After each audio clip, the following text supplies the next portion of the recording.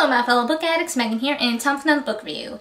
Today I'm going to be talking about Age of Myth by Michael J. Sullivan, and this is book 1 in the Legends of the First Empire series. So I'm embarrassed to admit how long it took me to read this. I honestly don't know why. It was something I was really pumped and excited for, and I got the day of release, I was going to sit down and read it ASAP, and then it just didn't happen. Then I decided I'm going to really read this now, and it didn't happen. And so on and so forth. And that just kind of kept happening again and again until recently. The best working theory I got is maybe subconsciously I was worried that it wasn't going to live up to the hype that I felt. Because I really like the Rhaenyra series, and I was afraid that I was hyping this one up too much in my mind. But that doesn't matter anymore because I finally read it. I loved it. Kind of want to go back and kick myself for any subconscious doubts that I had. But you know, I guess a bright side of waiting this long is that I do not have long to wait until Age of Swords now. So for those who don't know, Age of Myth is the first book in a series that takes place in the same world as both the Rhaenyra Revelations and the Rhaenyra Chronicles. Except this book takes place about 3,000 years before Royce and Hadrian's time.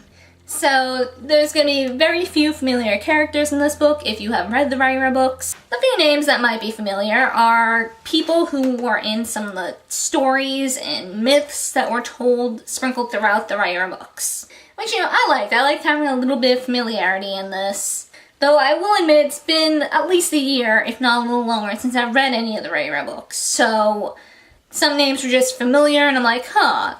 I know that's from somewhere, that's from some story, but I couldn't remember details. So yeah, this has definitely made me want to go back and reread the Rhaenyra books, if only to brush up on some of the stories and mythology and stuff that were mentioned in those books. And just on that train of thought, if you have not read the Rhaenyra books, you don't need to have read them to enjoy this book. Everything makes just as much sense as if you have read the Rhaenyra books. So if you do want to start with Age of Myth and then make your way into both Rhaenyra series, that's good. You can still do that. It makes sense. No spoilers. So I really like the characters in this book. Suri was amusing. She's forever amusing. Persephone, I have huge respect for. And many times while reading her bits, I just wanted to stop and give her a hug and tell her everything is gonna be okay. This feels like through this book, this poor woman has blow after blow after blow handed to her, and she still stays strong. So huge respect to that, and I really hope things pick up for her in the later books. And Rafe and Malcolm, they make a great little duo. Definitely we're getting some Hadrian and Royce-esque vibes from them and their friendship. You know, it was just enough to give me kind of a little nostalgia factor, but not enough to be distracting, which was awesome. I'm still not completely sure how I feel about Arianne and Nifron. I enjoyed their characters, I thought they were cool, but beyond that, I don't have a firm opinion on them yet. But you know, I am definitely interested to see like where they go from here too. And like in the Rhaenyra books, we are seeing things from multiple points of view, which was cool. I like that. I like that in the Rhaenyra books, and I like it here. You know, being able to see what's going on with all of our characters and see how all the plot points kind of pull together as the story goes on.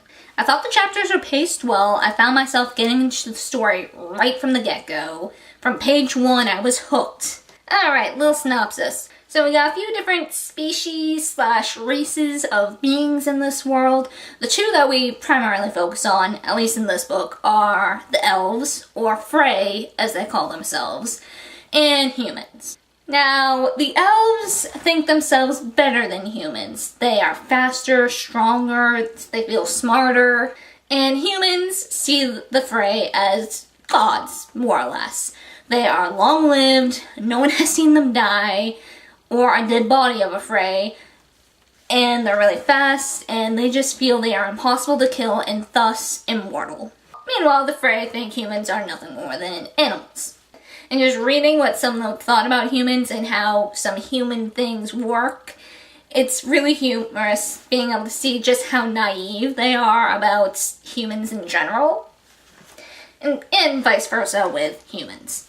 So the Frey have like the best lands, and the humans are kind of forced into these areas, some of them not so good, some better than others. One day, Wraith and his father cross a river into elf territory to try and stake out some land for themselves. And lo and behold, they are caught. The Frey that caught them told them, leave and yada yada yada.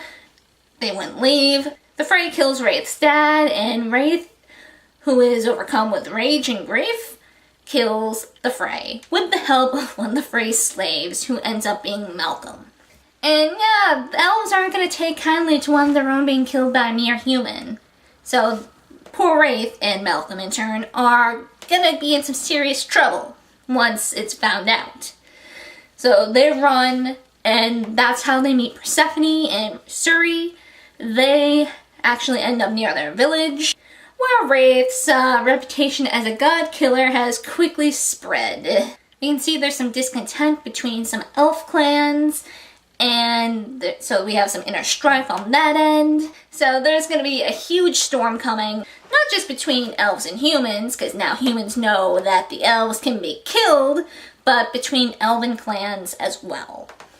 So yeah, there's going to be a huge storm coming, and I am so excited to be able to read that. Because I read the Revelations, I know what's going to result in the end of whatever conflict we're going to see, but it's going to be nice to be able to see and read exactly how that came to be. Excluding all the embellishments that happen as time goes on, because 3,000 years is a long time. So surely there are embellishments and changes and information left out in that time. So it's going to be nice to be able to see how things really unfolded. So all in all, thought this was amazing.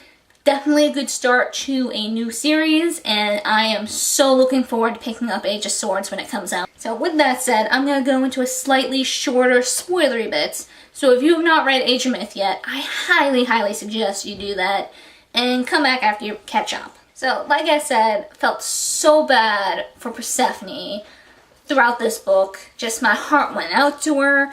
First her son is killed, then her husband is killed, her village turns against her, and some members try and assassinate her. And then she finds out that her husband, who she doted on and thought loved her, cheated on her and had a child with another woman, and then made that woman abandon her child. Just how cold-hearted can you be to do something like that, first of all? But the fact that she ended things trying to think the best of her husband and remember him for the good things he did, and then not only that, but didn't reject Suri, who was that poor abandoned little child. She could have easily turned bitter towards Suri when she learned that, but it looks like she is going to be accepting Suri and I guess maybe acting as a mother figure to her. It takes a real strong and kind-hearted person to do that, in my opinion, so just made me love her even more.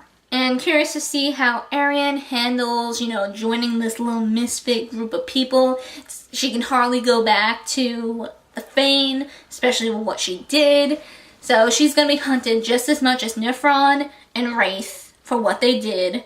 So curious to see how she handles that as it goes on, if she's going to teach Suri more of the arts, and if any other human characters we run across have the same gift as Suri. And the very ending, I probably shouldn't have felt as surprised as I did with Nifron and Malcolm's interaction. I vaguely remember some of what I read about Nifron in the Revelations, so I shouldn't be surprised that he seems to be orchestrating events to go where I believe things are going. And I'm sorry for being vague. I'm trying hard not to give possible Rhaenyra spoilers to boot for those who might not have read Rhaenyra but have read Age of Myth.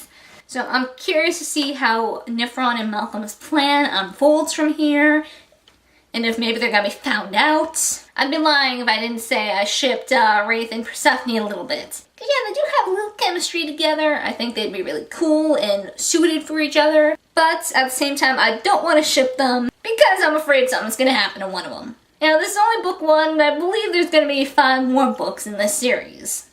So yeah, I don't think my heart can take another heart-wrenching ship being sunk. Like I said, the spoiler section was going to be very short. There's just so much that went on throughout this book. I fear that if I went into too much detail of any more of it, this review would probably be 40 minutes long, and No one wants that. So yes, I will once again say this was an awesome book. Highly recommend it. And I greatly look forward to reading Age of Swords. So yeah, that's it for this book review, and I hope to see you guys next time. Keep on reading, my fellow book addicts. Keep on reading.